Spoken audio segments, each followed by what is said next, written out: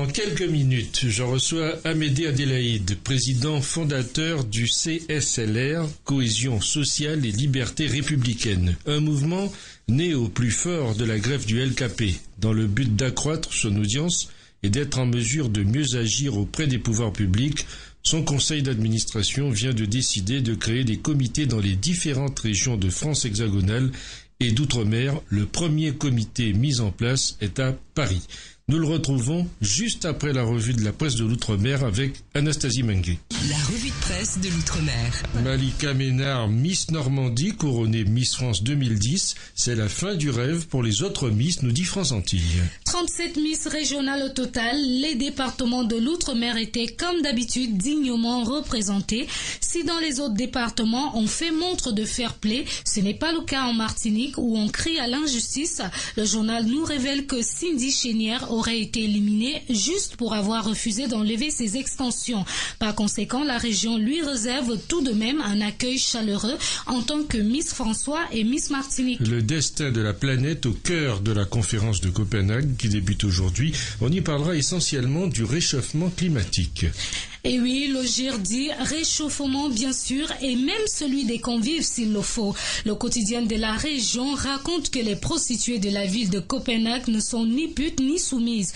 En réponse à une campagne qui déconseille leur service aux convives, les travailleuses du sexe ont lancé une contre-attaque aux autorités. Une offre promotionnelle est offerte aux délégués qui leur présentera la fameuse carte postale où il est mentionné, je cite, « Soyez responsables, n'achetez pas du sexe ».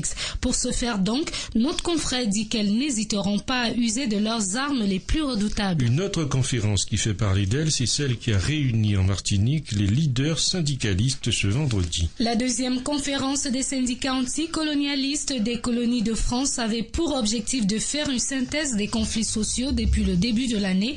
Les assises réunissaient une trentaine de personnes venues de la Martinique, la Guadeloupe, la Guyane et de la Corse. Le combat du LKP a été particulièrement salué par ces derniers. Au terme de 2 jours de réunion, les leaders syndicaux entendent bien poursuivre la lutte contre les injustices sociales et économiques qui, d'après eux, sont à l'origine de tous les maux. Le quotidien de la Réunion pris d'assaut par les ambulanciers privés dans la zone artisanale du Chaudron. En effet, Jean-Jacques, et c'est le quotidien même qui le relate, une dizaine d'ambulances s'est donnée en concert, sirènes hurlantes devant ces locaux. Cette opération escargot conteste les propos tenus dans un dossier publié dans le journal. L'article incriminé décriait le manque de délicatesse de certains ambulanciers et taxis chargés du transport des malades. Une situation inquiétante d'après le journal dont la justice serait même emparée pour sanctionner les coupables. Terminons par Pancho. Il revient sur les différents intérêts que suscite la conférence de Copenhague. Au cours d'une interview, une écologiste engagée dit « Je vais aller à Copenhague tout au sommet » et son interlocuteur de dire « Cette initiative vous honore ». C'est vrai que la Guyane gagnerait à être défendue par des écologistes de votre trempe. Et la dame de rétorquer « Ah oui, je m'y vois déjà ». Aux côtés de baraques soulevées 30 cm au-dessus du sol par les bras puissantes de ses gardes du corps. Quelle sensation ce sera. Voilà, c'est tout pour aujourd'hui. L'invité de Jean-Jacques Seymour. Amédée Adélaïde, je vous avais reçu il y a quelques mois alors que vous fondiez le CSLR, Cohésion sociale et liberté républicaine. On va commencer à s'habituer à ce sigle. Qu'est-ce qui vous met aujourd'hui du baume au cœur? À l'époque, vous étiez plutôt pessimiste. C'est ce que vous appelez le retour de l'État en Guadeloupe? Oui, tout à fait.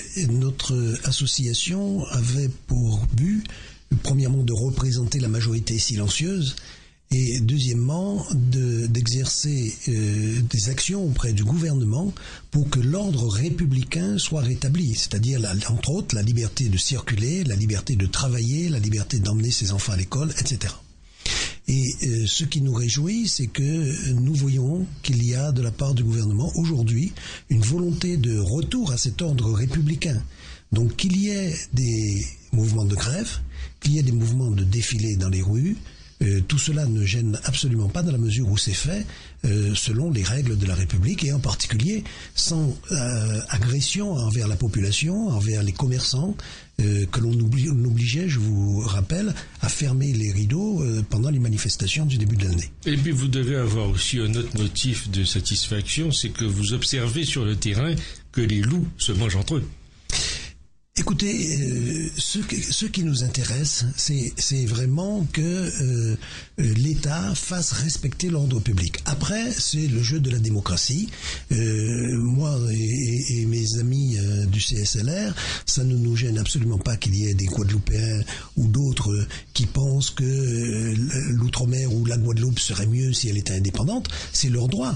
Ce que nous contestons, c'est la possibilité pour ces gens de bloquer une île pendant 44 jours et d'exercer des pressions sur la population pour l'emmener sur un chemin qu'elle a refusé, je vous le rappelle, en 2003, par 75% des suffrages exprimés. Vous parliez à l'époque de duplicité du LKP. C'est du passé tout ça? Non, je pense que nous sommes toujours dans ce jeu de duplicité, c'est-à-dire que le LKP en réalité a deux visages. Son leader est tout à la fois président de l'UGTG, secrétaire général de l'UGTG, mouvement qui revendique très largement l'indépendance, avec des méthodes qui ont été employées pendant le début de cette grève, mais qui sont parfaitement décrites sur leur site, et de l'autre, le même leader, qui est leader du LKP cette fois-ci, et qui prétend que son mouvement, le LKP, n'a rien à voir avec une quelconque revendication de l'indépendance. C'est cette duplicité que nous dénonçons. Alors, on dit que le dialogue n'est pas véritablement de mise, même jusqu'à aujourd'hui. Quelqu'un a écrit d'ailleurs que nous sommes dans la grève permanente et l'activité est par exception. C'est un peu exagéré? Alors, si on fait référence à l'action de l'UGTG, cette phrase est tout à fait vraie. C'est-à-dire que l'UGTG a une stratégie de déstabilisation. Il s'agit en permanence de déclencher des grèves avec raison ou sans raison et de les mener de manière très dure jusqu'au besoin à la fermeture des entreprises. Donc on voit bien qu'il y a une volonté de détruire, une volonté de déstabilisation que l'on peut davantage observé dans le monde de l'hôtellerie, par exemple, puisqu'on voit que de nombreux grands hôtels ont fermé, ont été liquidés, ont été remplacés par des résidences, et que ces sites sont perdus à tout jamais pour un développement futur du tourisme et de l'hôtellerie en particulier. Ça, c'est un secteur qui est véritablement sinistré. Là, on touche du doigt une réalité concrète. Ah, tout à fait. Il suffit de se balader sur les lieux d'implantation de ces hôtels pour les voir fermer au fur et à mesure. Et je vous rappelle l'état de l'ancien Méridien, qui est aujourd'hui dans un état de ruine complète, simplement parce que ces syndicats ont été des syndicats jusqu'au boutiste qui ont voulu montrer que par la force, ils pouvaient imposer leurs lois. Alors, il n'en reste pas moins que lorsqu'on observe la situation sur le terrain, bien, cette fin d'année apparaît complètement surréaliste. Je vais prendre un exemple. Les collectivités, semble-t-il, ont de l'argent. Elles multiplient un certain nombre de manifestations, des spectacles de variété internationale, des chantées de Noël qui se multiplient. Mais on croit au Père Noël là-bas pour sortir de la crise qui est réelle sur le terrain? Alors, vous savez, il faut comprendre que pendant 44 jours, tous les investissements ont été arrêtés, que ce soit les investissements publics, que ce soit les investissements privés. Et vous savez que les collectivités fonctionnent selon des règles budgétaires. Elles ont un budget.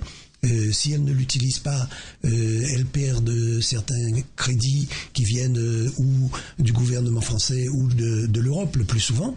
Et donc, c'est une espèce de course pour essayer de rattraper le temps perdu. Mais hélas, le temps perdu ne se rattrape pas de cette manière-là. Hein.